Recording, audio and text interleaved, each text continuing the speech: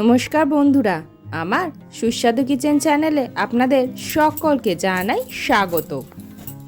আজকে দেখাবো মায়ের হাতের স্পেশাল লাউ ডাল। গরমে এইভাবে লাউ ডাল বানিয়ে খেলে খুব কম সময় এটা বানানো যাবে, চটজলদি বানানো হয়ে যাবে এবং খেলেও শরীরে কোনো সমস্যা হবে না। এখানে লাউ ডাল বানানোর জন্য কিন্তু খুব বেশি পরিমাণ লাউ লাগবে না। একটা লাউয়ের 4 ভাগের 1 ভাগ অংশ নিয়ে লাউয়ের খোসাটাকে আগে ভালো করে ছাড়িয়ে নিতে হবে। লাউয়ের যে পাতলা খোসাটা আছে সেটা ভালো করে ছাড়িয়ে নিয়ে তারপরে একটু সরু সরু করে পাতলা পাতলা করে কেটে নিতে হবে। কেটে নেওয়ার পরে লাউগুলোকে ছোট্ট ছোট্ট চৌকো চৌকো করে কেটে নিতে হবে। আমার মা লাউ ডালে কিন্তু খুব বেশি বড় সাইজের লাউ ব্যবহার করে না। এভাবে ছোট ছোট করে কেটে নিলে লাউ ডালটা ডালের ভিতরে খুব সহজে মিশে যায় এবং এটা খুব তাড়াতাড়ি কুক হয়ে যায়। তারপরে এখানে অল্প কিছুটা মসুর ডাল নিয়ে ডালটাকে আগে ভালো করে ধুয়ে নিতে হবে। ডালটা ধুয়ে নেওয়ার সময় ডালের ভিতরে যে সাদা পাউডারের মতো অংশ থাকে সেটা বেরিয়ে গেলে কিন্তু ভালো, সেজন্য এটাকে 2 থেকে 3 বার এইভাবেই ধুয়ে নিতে হবে যাতে ডালের এই সাদা অংশটা বেরিয়ে যায়। তারপর এটাকে জলটা ফেলে ডালটাকে রেখে দিতে হবে। এইবার কড়াইতে জলটা ভালো করে ফুটে গেলে তারপরেই মুসুর ডালটা আস্তে আস্তে ওর ভিতরে দিয়ে দিতে হবে। মুসুর ডাল বানানোর সময় যখন জলটা ফুটে আসবে তারপরে কিন্তু এর ভিতরে ডালটা দিয়ে দিতে হবে, তাহলেই ডালটা ভালোভাবে কুক হবে। এইবারে ডালটা ফুটে উঠলে ডালের ভিতরের যে সাদা ফেনা সেইগুলোকে ফেলে দিতে হবে। ডালটা ধোয়ার সময় যদি ভালো করে ধোয়া যায় তাহলে খুব বেশি কিন্তু ফেনা উঠবে না, সেজন্য এরকম অল্প অল্প যেটুকু ফেনা আছে সেইটুকু ফেলে দিতে হবে। এবার ডালটাকে এইভাবে আস্তে আস্তে সিদ্ধ করে নিতে হবে। ডাল সিদ্ধ করার সময় কিন্তু কোনোভাবেই ঢাকা দেওয়া যাবে না, তাহলে ডালটা উতলে বেরিয়ে আসবে। ডালটা সমস্ত জল অ্যাবজর্ব করে নিয়ে যখন এরকম অর্ধেক সিদ্ধ হয়ে যাবে তখনই এর ভিতরে লাউয়ের টুকরোটা দিয়ে দেবেন। এখানে যতটা মুসুর ডাল তার চেয়ে কিন্তু বেশি পরিমাণে লাউ দেওয়া হয়েছে। লাউ আমাদের শরীরকে ঠান্ডা রাখে, সেজন্য লাউটা বেশি দেওয়া হলো। আর লাউটা গলে যাওয়ার পরে কিন্তু কমে একদম অল্প হয়ে যাবে। লাউ দেওয়ার পরেই এর ভিতরে পরিমাণ মতো নুন দিয়ে দিতে হবে।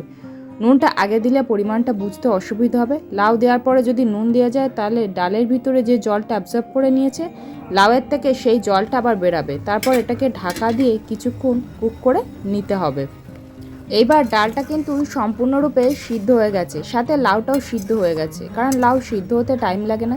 এবার খুন্তি দিয়ে এটাকে ভালো করে একটু নেড়ে চেড়ে দিতে হবে। এভাবে নাড়া দিতে দিতে দেখবেন ডালটা একদম গলে যাবে, এরকম মিক্স হয়ে যাবে। তারপর এর ভিতরে পরিমাণ মতন হলুদের গুঁড়ো দিয়ে দিতে হবে। দিয়ে হলুদের গুঁড়োর সাথে ডালটাকে মিক্স করে নিতে হবে।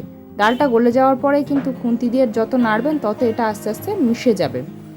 তারপর এটাকে ভালো করে মিক্স করে নেওয়ার পরে এর ভিতরে একটা কাঁচা লঙ্কা দিয়ে দেওয়া হলো। এখানে যেহেতু গরমকাল সেজন্য লঙ্কার পরিমাণটা একটাই দেওয়া হয়েছে, কারণ এরপরে আরও শুকনো লঙ্কার ব্যবহার করা হবে, সেজন্য একটা কাঁচা লঙ্কাই যথেষ্ট। তবে যারা ঝাল খান তারা আরও একটু লঙ্কা দিয়ে দেবেন। এবারেই খুন্তি ধুয়ে একটু জল দেওয়া হলো, সেই সাথে এতে পরিমাণ মতো জল দিয়ে দেওয়া হলো। ডালটা কিন্তু একটু ঘন হবে, খুব বেশি পাতলা হবে না, সেজন্য সেই পরিমাণ বুঝেই জলটা দিয়ে দেবেন। তারপরে এরকম জল দেওয়ার পরে এতে সামান্য একটু চিনি দিতে হবে।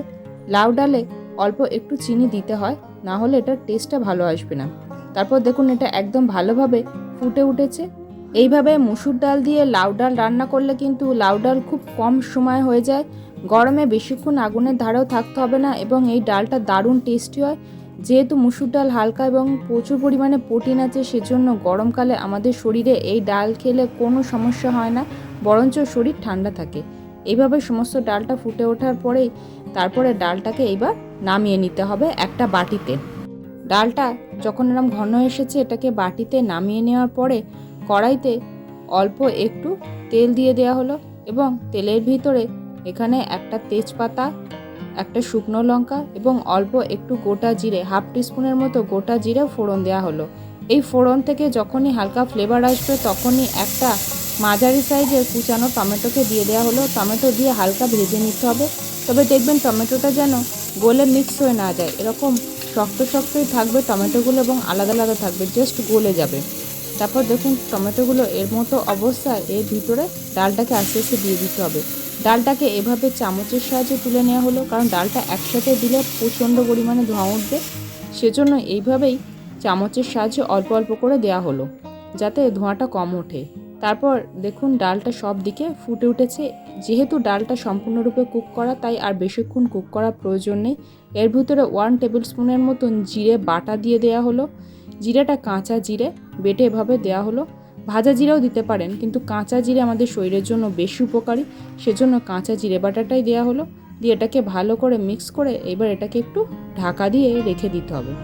এবার কিছুক্ষণ পর ঢাকনা খুলে ডালটাকে আস্তে আস্তে বাটিতে তুলে নিতে হবে। যে বাটিতে আগে রাখা হয়েছিল সেই বাটিতেই সমস্ত ডালটা তুলে নেওয়া হলো। এইবার বাটিতে করে এই ডালটা সার্ভ করে দিলাম। গরমের দিনে দুপুরে লাউ ডাল কিন্তু ভাতের সাথে অসাধারণ লাগে। এটা খেলে শরীর ঠান্ডা থাকবে এবং খেতেও ভালো লাগে। আপনারা তো অনেকভাবে লাউ ডাল খেয়ে দেখেছেন, তবে এইভাবে একবার ট্রাই করুন এবং কেমন লাগলো অবশ্যই কমেন্ট করে জানান। ভালো লাগলে একটা লাইক করুন। পরিবার, বন্ধুবান্ধব, আত্মীয় স্বজনের সাথে আমার এই ভিডিওটা শেয়ার করুন এবং আমার এই ছোট্ট পরিবারের সদস্য হতে চ্যানেলটি সাবস্ক্রাইব করে পাশে থাকুন।